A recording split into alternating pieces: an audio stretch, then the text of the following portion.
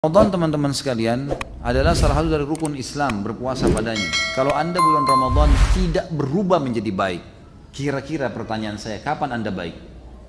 Di bulan Ramadan seluruh dunia, umumnya kaum muslimin, kita ke Amerika, kita ke Saudi, ya kita ke Timur Tengah, kita ke Asia, yang ada orang Islam semua puasa. Segelintir orang yang tidak puasa, yang lainnya semua puasa. Artinya kalau pada saat itu rame-rame saja anda tidak mau puasa, kira-kira kapan akan puasa? Kalau pada saat itu rame-rame kaum muslimin membaca Al-Quran dan anda tidak ikut baca Quran, kira-kira kapan akan baca Al-Quran?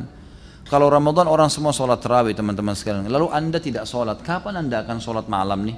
Kira-kira. Kalau orang rame-rame nih semua. Kalau Ramadan kaum muslimin berlumba-lumba meninggalkan kemaksiatan, dan anda tidak tinggalkan, kapan anda akan meninggalkan kemaksiatan? Kan luar biasa semuanya, gitu kan? Saya menjelaskan Ramadan adalah bulan training yang luar biasa. Kalau ada lembaga training teman-teman sekalian, dan training itu orang rame-rame mendaftar karena alasan trainernya bagus, juga mungkin staff-staffnya bagus. Diharapkan kita mendaftar di situ ikut training dan kita output nanti keluar dari situ juga menjadi bagus, gitu kan? Orang bayar banyak, sampai 5 juta, sampai 10 juta hanya untuk meningkatkan satu skill saja. Ramadan teman-teman lembaga training terbesar di dunia. Trainernya Allah langsung. Kemudian stafnya semua para malaikat. Ini luar biasa, gitu kan? Tidak ada lembaga training begini. Dan fadilah yang didapatkan sangat besar. Nggak bisa digambarkan lagi fadilahnya. Pengampunan dosa, peninggian derajat, lebih baik daripada 1000 bulan, dan terlalu banyak. Bulan Ramadan teman-teman sekalian pada saat datang, seringkali syaitan menanamkan kepada kita hal-hal yang konyol, yang harus kita lawan. Karena di bulan Ramadan mereka terbelenggu. Dan ini fadilah lain bulan Ramadan, di mana Nabi SAW mengatakan kalau tiba Ramadan maka semua pintu surga dibuka, semua pintu neraka ditutup, semua syaitan dibelenggu. Apa maksudnya pintu surga dibuka teman-teman sekalian? Kalaupun misalnya dibuka, apa manfaatnya buat kita sekarang? Kita belum bisa masuk ke dalamnya. Dan ada malah hadis Bukhari menjelaskan pintu surga akan dibuka nanti di akhirat pertama kali untuk Nabi Muhammad SAW. Lalu apa maksudnya di sini dibuka? Maka ulama menekankan lebih cenderung kepada terbuka pendaftaran untuk ke surga. Kesempatan orang beramal saleh didaftar ke surga. Sama kalau sebuah kampus mengatakan tanggal 1 sampai tanggal 30 Januari pendaftaran.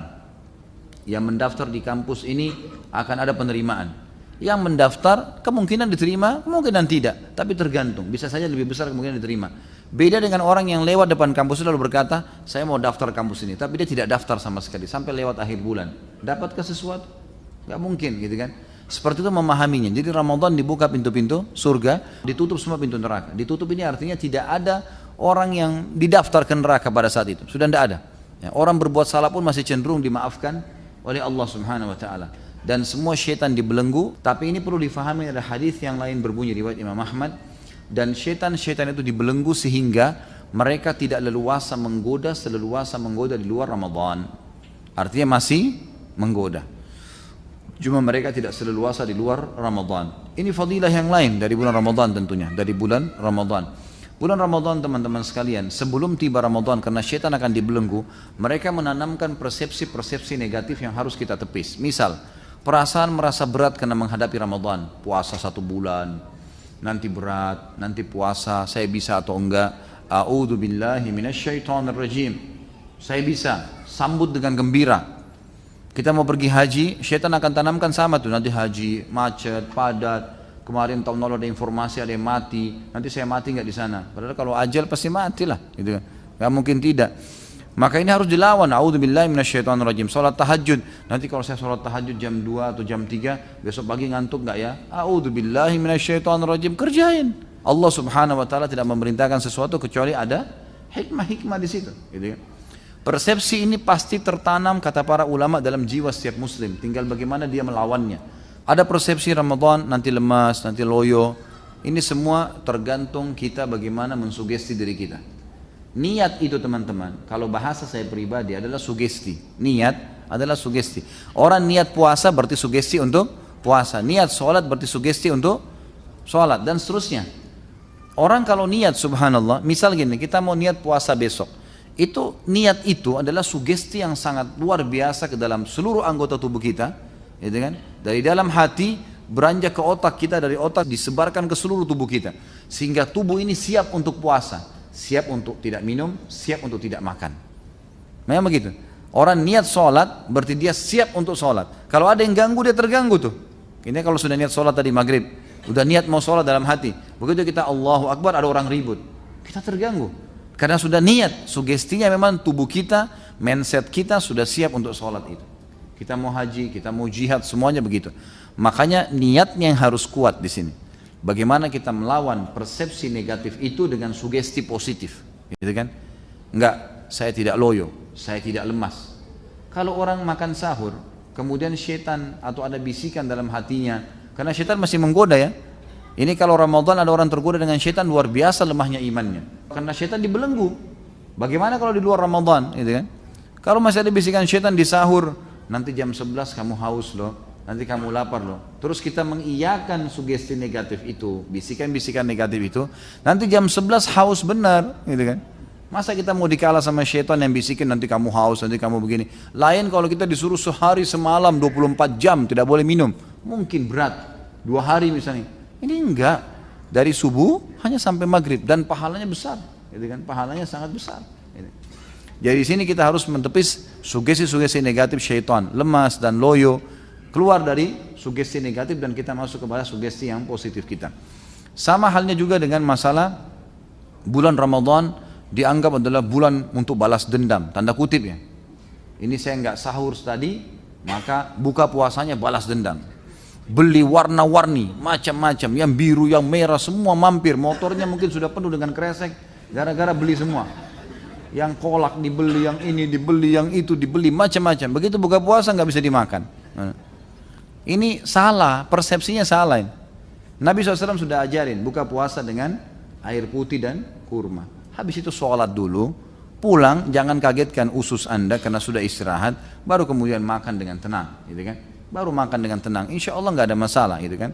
Jadi justru kontrol, kata ulama, kalau orang puasa kemudian tidak bisa juga mengontrol hawa nafsu, mengatur makanan dan minuman yang masuk, ini berarti dia belum mendapatkan tujuan utama puasa, mengetahui bagaimana keadaan orang-orang yang susah di luar sana.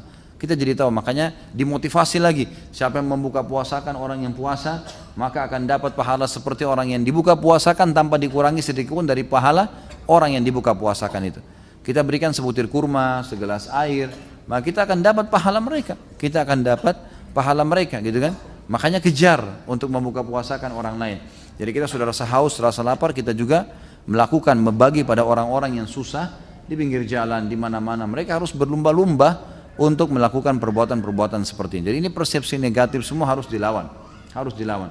Semua bisikan dalam hati kita atau di benak kita yang membuat kita malas ibadah, apalagi meninggalkannya dari syaitan. Lawan. Kalau kita nggak lawan sampai kapan nih? Syaitan mau setiap hari buku amal kita kosong, gitu. Apalagi Ramadan puncak-puncaknya kita beribadah. Jadi persepsi negatif harus dilawan nih, gitu kan?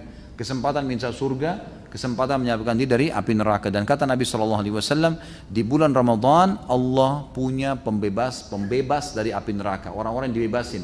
Dan itu terjadi di setiap malam. Itu terjadi di setiap malam. Dan kalau tiba Ramadan, camkan baik-baik dalam diri kita. Allahu alam, apakah Ramadan ini Ramadan masih ya terakhir atau kita masih dapat Ramadan akan datang? Kita nggak pernah tahu. Bagaimana dengan orang yang lalai-lalai itu? Subhanallah, saya kadang-kadang semoga Allah kasih hidayah. Merasa sedih kalau melihat ada saudara-saudara kita muslim naik mobil angkot, ya Ramadan sudah pendapatannya kecil, terus tidak puasa lagi.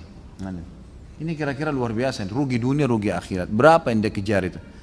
Dan itu subhanallah kadang-kadang mereka bisa puasa, tidak makan, tidak minum, tapi rokok tidak bisa. Ini satu hal yang luar biasa ya. Semoga Allah kasih hidayah. Bagaimana kalau Ramadan saja orang rame-rame ibadah, dia tidak ibadah, lalu kapan dia mau ibadah nih? Jadi kita masing-masing akan dihisab oleh Allah SWT. Jadi bulan Ramadan bulan training yang semestinya tidak tersia-siakan oleh setiap muslim. Dan teman-teman sekalian, kalau Ramadan sudah hilang, sudah pergi, maka usahakan terapkan hasil trainingnya. Jangan pas di akhir Ramadan atau pas Idul Fitri mulutnya bilang Alhamdulillah, tapi Alhamdulillahnya salah tempat, gitu. Alhamdulillah sekarang saya lepas dari penjara ibadah, gitu kan. Enggak lagi puasa, enggak lagi sholat malam. Ini yang ketawa-ketawa tahu diri ya. Jadi saya tidak puasa, saya tidak sholat malam lagi,